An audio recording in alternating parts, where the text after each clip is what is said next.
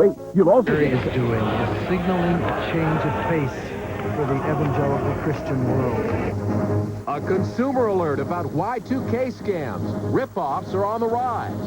A lot of times people don't realize yet that they've been victimized. And Big League Baseball unveils a best-of-the-century roster. It includes Pete Rose, a player banned from baseball on gambling charges. He's a champion. He should be recognized as being a champion. From NBC News World Headquarters in New York, this is NBC Nightly News, reported by John Siegenthaler. Good evening, everyone. We begin tonight with a meeting some thought could never happen.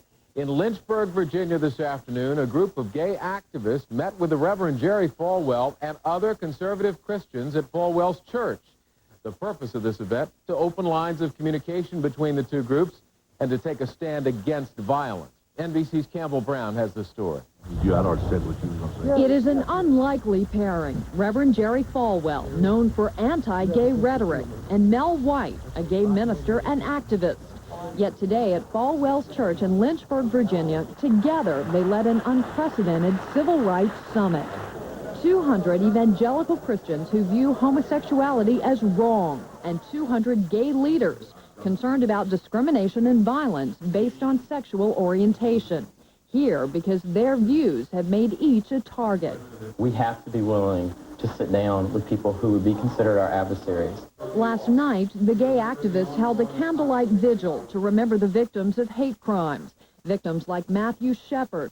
1 year ago in Laramie, Wyoming, Shepard was beaten, tied to a fence, and left to die because he was gay. Just last month in Fort Worth, Texas, Christians were the target when a gunman opened fire at a church, killing 8 people. We've got work to do. Too many people are dying. And we forget that. We forget that in this avalanche of hate, it buries the little ones. Despite their obvious differences, Falwell and White have a history together. Back in the 80s, when White was married and actively involved in the Christian movement, he helped write Falwell's autobiography. Still, Falwell's participation is surprising, given it was only 8 months ago he outraged the gay community by suggesting a Teletubby character was gay. According to Mark Roselle, the author of several books on the Christian movement, today's meeting may be part of an overall trend. Among many of the leaders of the Christian right, there certainly has been an effort to try to moderate the image of the movement and to present a kinder and gentler face for the American public. But Falwell has also made it clear his position on homosexuality hasn't changed. I've always believed that homosexuality is wrong because the Bible says so, and I shall believe it when I die. Falwell and his followers are opposed to gay marriage. They're opposed to gays and lesbians in the military. But the two groups agree that all violence should be condemned and that the dialogue should continue. This meeting today has just reinforced my commitment to, speaking for no one else but Jerry Falwell, to weigh every word carefully, to be sure that my condemnation is of sin, not the sinner. And to end the summit on another first, the 200 gay activists are planning to attend Sunday services led by Reverend Falwell. Campbell Brown, NBC News, Washington. Now to Washington and the battle over the federal budget. President Clinton raised the stakes today with a proposal involving the Social Security Fund. NBC's John Palmer reports. President Clinton, attending a political fundraiser for his wife's likely Senate campaign, alluded to his budget battle with Congress today, saying this is a unique time of opportunity for the nation. Earlier, he announced he'll send Congress on Monday a new plan to keep Social Security solvent. We must seize this moment of unprecedented prosperity and budget surpluses to extend the life of Social Security. The plan, first mentioned in the President's State of the Union message, would use the surplus from the Social Security Trust Fund to pay down the national debt and then put the savings from future interest payments back into the trust fund. The White House says this would solve 2 problems at once. Here is a plan that would commit us to paying down the national publicly held debt by 2015, protecting all the Social Security surpluses, and getting a significant down payment on Social Security. Making sure that Social Security checks will be there for future generations is a big political concern, and both Democrats and Republicans have tried to portray themselves as the true champions of Social Security. Mr. Clinton, this is a lockbox. Republican campaign commercials like this one have warned that the president's spending proposals could trigger a raid on the Social Security surplus. The White House not only denies that, but argues that the president's plan would guarantee that Social Security will be solvent through the middle of the next century. Congressional Republicans are not enthusiastic. I don't think it's a good idea to rob from the Social Security Trust Fund. I think the president is again, playing politics with American citizens' retirement. Republican congressional leaders promised today to look at the president's plan, but given the partisan political climate in Washington, there is little hope of agreement. John Palmer, NBC News at the White House.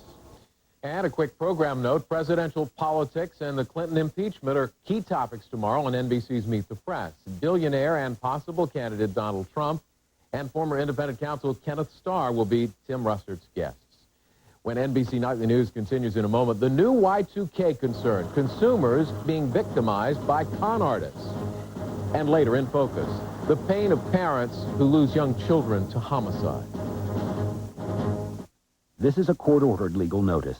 If you own a house, mobile home, or other structure that contains polybutylene pipe with plastic or metal insert fittings, you may be entitled to free replacement of your plumbing if it has leaked or leaks in the future. The plumbing must have been installed between January 1st, 1978 and July 31st, 1995. Call 1-800-392-7591 for information about your legal rights, including your right to exclude yourself from this class action settlement if you purchased your structure after August 21st, 1995. 6 months ago, I wouldn't have considered doing this. Today, it's a different story. Introducing PharmaSure Joint Formula, scientifically formulated with ingredients that help rebuild and renew existing knee and hip cartilage. 99, 100. Phew, we made it. Grandma, where's Bunny? Oh, you're kidding. PharmaSure, inspired by life, created by science. Only at GNC, Rite Aid, and Drugstore.com. Right now at LensCrafters, you can get a complete pair of great-looking glasses for only $99 and your choice of hundreds of the latest styles. The LensCrafters $99 complete pair sale. Only $99. You can't afford to miss an offer like this. Hurry. Offer ends soon. Hey, man. How come every time I call you, you're on the phone? Who are you talking to? My friends, family. I call them a lot since I don't get to see them that much. Phone bills must be killing you. Not at all. I dial 10-10-321. It's only 8 cents a minute for calls over 10 minutes. That's 50% off.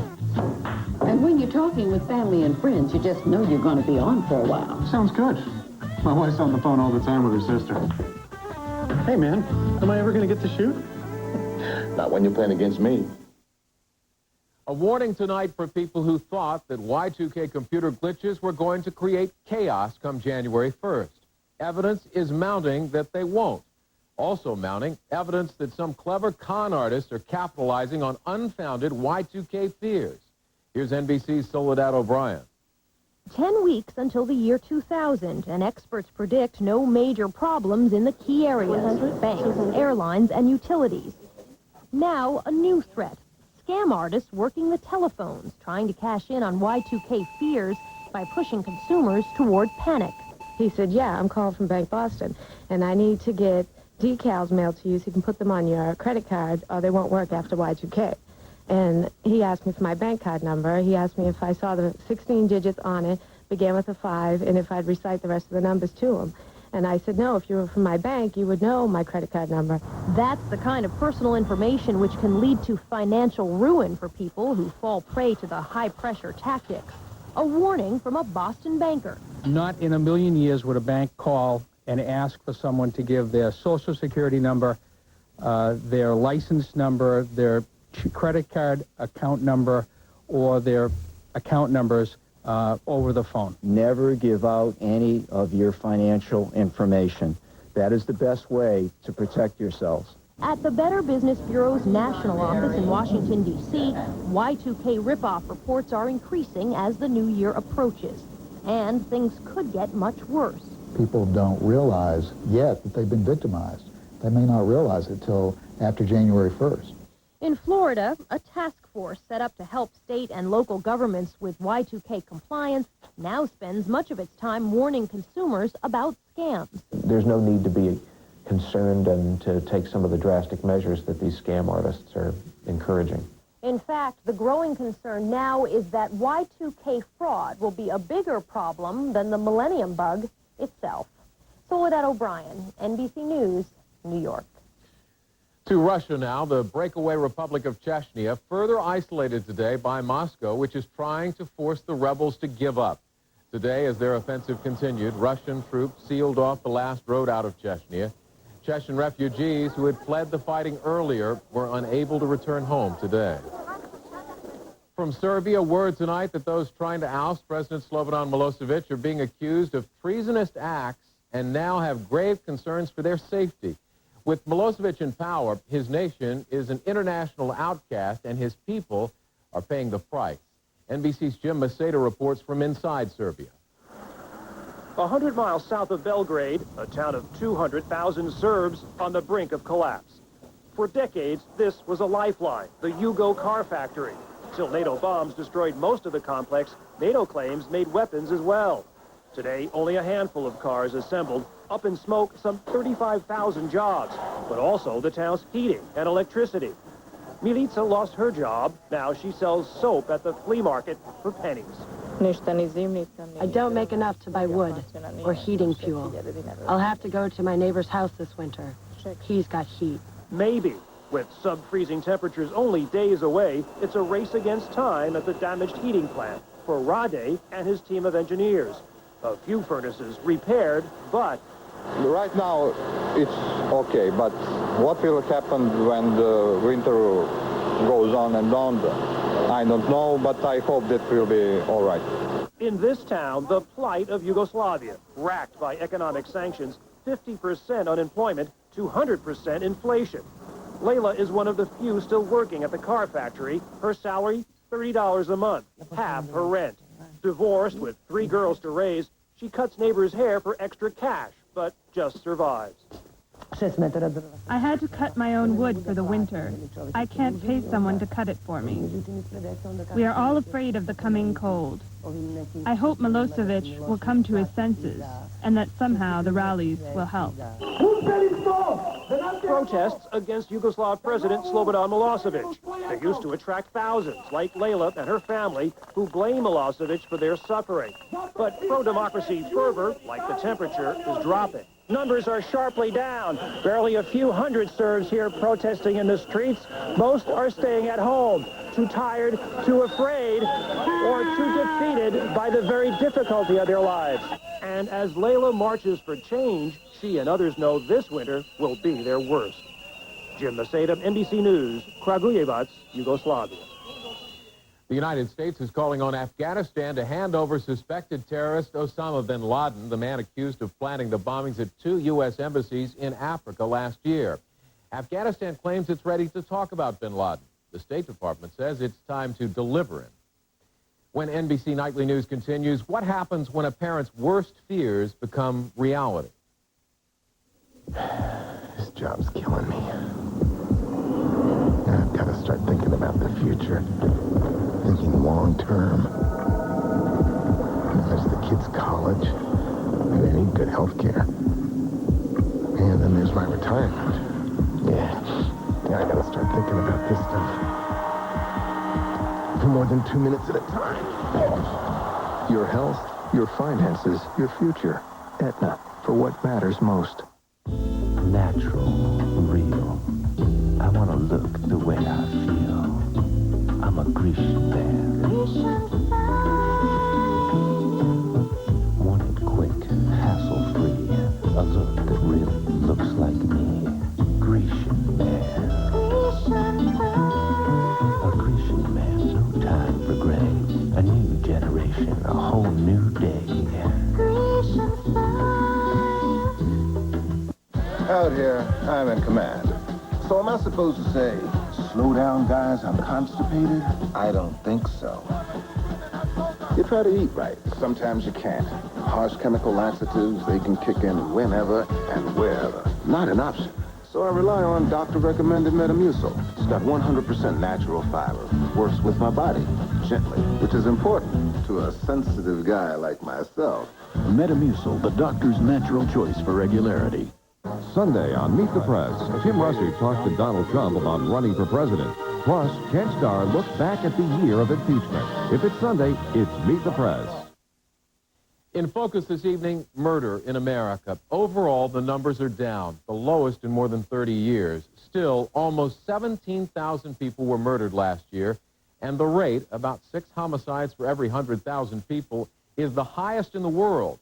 But perhaps most troubling is the fact that many of the victims are kids.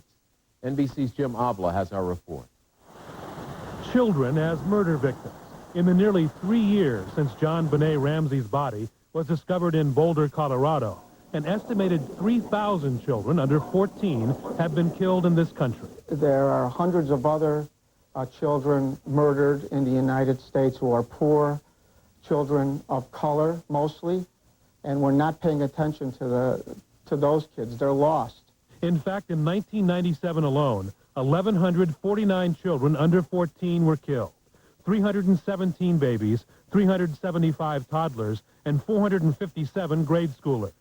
Children like Anthony Martinez, kidnapped at knife point 2.5 years ago. His body found buried beneath rocks in the California desert 2 weeks after his disappearance. It seems it's like one day your son's there and next day he's gone. There's no one to blame for it. And that's kind of hard. There's just nothing. After initial local news reports that their son was missing, little publicity, and few new leads to the killer, a police sketch artist says looks like this.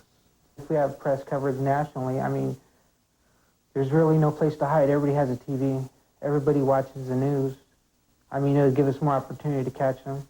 Parents of murdered children often go through 2 tragedies back to back. First, the personal loss, followed almost immediately by suspicion. Department of Justice figures show that 54% of all child murders are committed by parents. They always target on the parents right away. Fei Long and Marie Wu, parents of Cecil Turner, found at the bottom of a steep slope in Orange County, California. The Wus know that some people believe they were involved in the 2-year-old boy's murder and have sued the sheriff for branding them suspects. Even though the parents should be examined closely, or caregivers, at the same time, all other leads or all possible other leads should be followed. Brenda O'Quinn is co-chapter leader of the Parents of Murdered Children Support Group in Fort Worth, Texas. You know, I think that even if a family is not a suspect, they still can be made to feel guilty about what happened. Thousands of child murders, like this one last week, a 10-year-old Kansas girl, Pamela Butler, kidnapped while roller skating. Her body found in the woods 25 miles from home. Each a tragic story, private nightmares for families across the country. Jim Avila, NBC News, Chicago.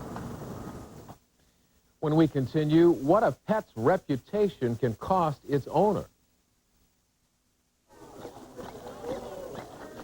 Be afraid, potato chips. Be very afraid. Introducing Quaker Crispy Minis. Light and crispy with a flavor so intense, you'll forget they're good for you. So let the mouth-watering begin. New Quaker Crispy Minis rice snacks. The rice snack that eats like a chip. Try new barbecue and sour cream and onion flavors. At Transamerica, Why? we have specially priced life insurance policies for people who still exercise without a trainer. Call a Transamerica agent.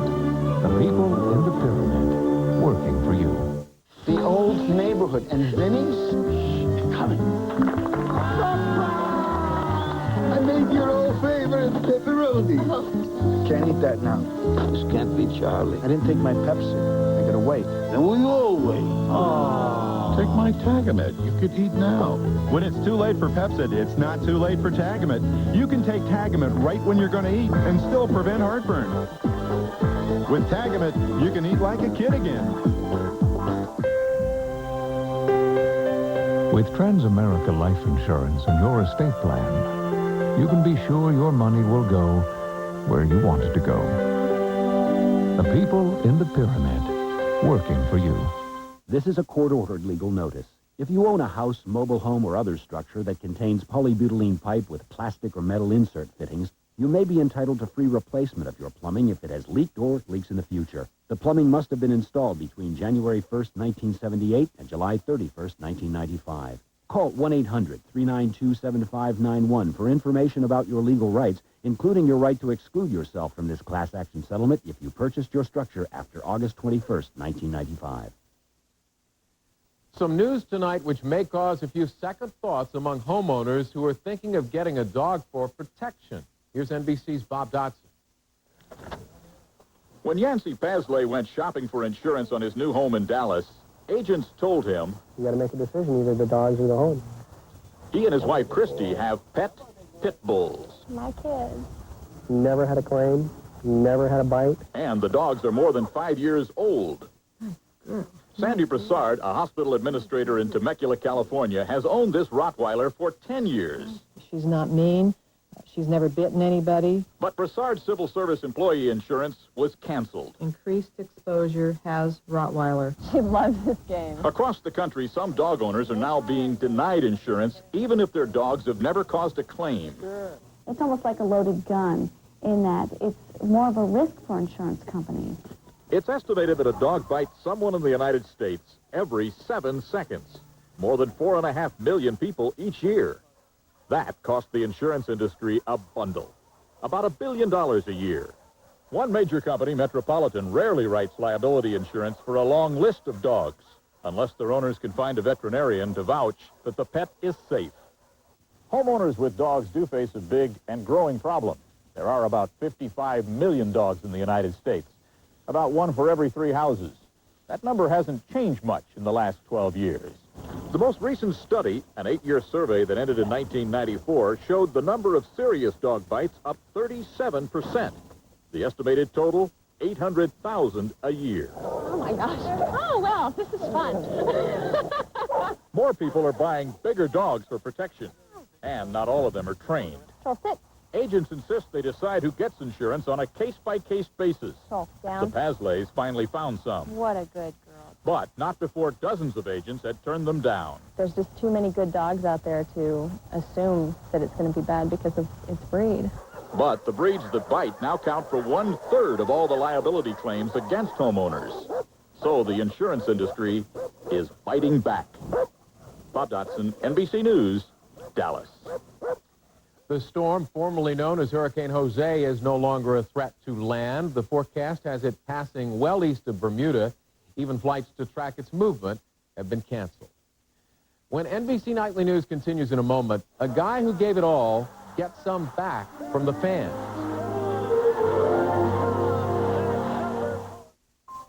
What a close call with my overactive bladder. Having to go suddenly, needing to go so frequently. But that time, I almost didn't make it. That did it. I asked my doctor about Detrol. Overactive bladder is a medical condition. Today's prescription Detrol is proven effective to treat it. Detrol helps control bladder contractions that cause those sudden urges.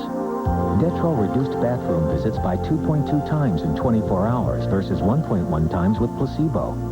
1.2 fewer wedding accidents occurred with Detrol versus 0.8 fewer with placebo. Similar decreases over 24 hours. If you have certain types of stomach, urinary, or glaucoma problems, do not take Detrol. The most common side effect is dry mouth. Some others may include dry eyes, headache, constipation, and indigestion.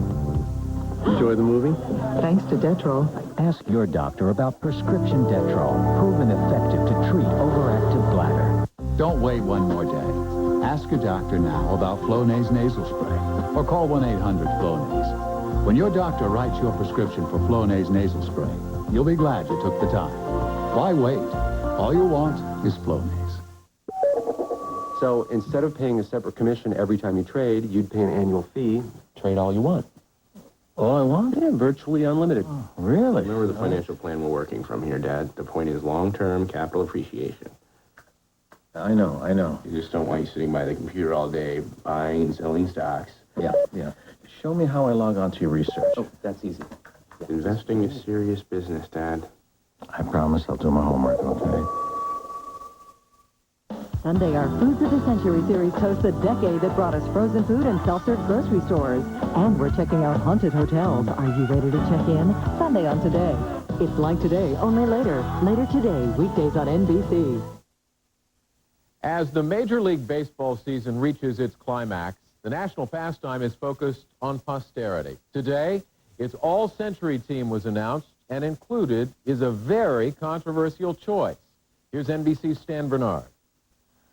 There are moments in baseball that have become our legends. Today, I consider myself the luckiest man on the face of the earth.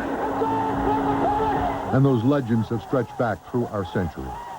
Players performing heroic feats with a bat such as Babe Ruth or Ted Williams, or with Jackie Robinson's daring, or the stamina and skills of Cal Ripken, and the gifts of Willie Mays. More than 2 million fans chose all of these players and more to the all-century team. And Pete Rose, who a decade ago was banned for life from baseball for gambling, has been voted among the 30 best ever to play the game. Rose denied he ever gambled on baseball, and while most of the fans didn't believe him, in a recent poll they said by a 2-to-1 margin that the player who did this should be forgiven and reinstated.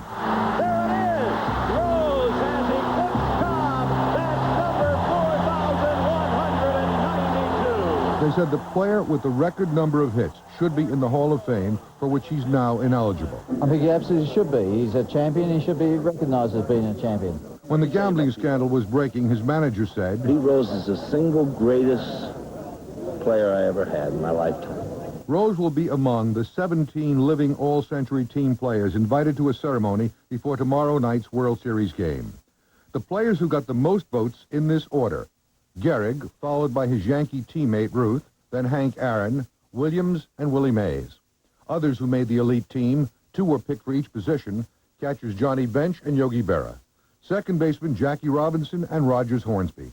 Shortstops Cal Ripken Jr. and Ernie Banks. Third baseman Mike Schmidt and Brooks Robinson.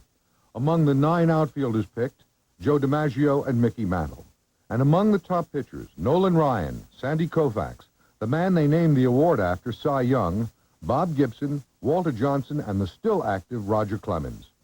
Fans will argue about the outcome of the voting for years. Even the panel that selected the candidates disagreed with some of the choices and added 5 players who they felt could not be bypassed, including Honus Wagner and Stan Musial. But the loudest message from the fans: Pete Rose belongs among the legends. Stan Bernard, NBC News, New York. The complete roster of Major League Baseball's 30 all-century players can be found on our website at msnbc.com. Vote totals will be listed as well. Game 1 of this century's last World Series comes up later tonight here on NBC, with the Atlanta Braves hosting the New York Yankees. Coverage begins at 7:30 Eastern Time.